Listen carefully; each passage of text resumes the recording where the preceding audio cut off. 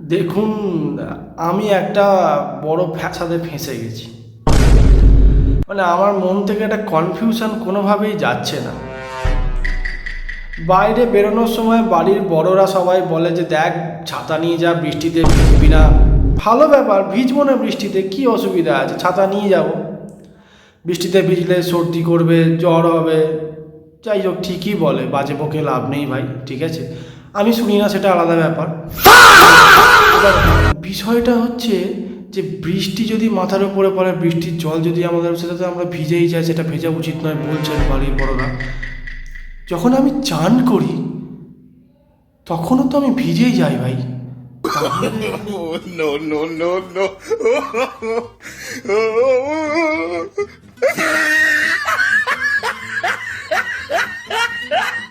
You didn't have to cut me off like that.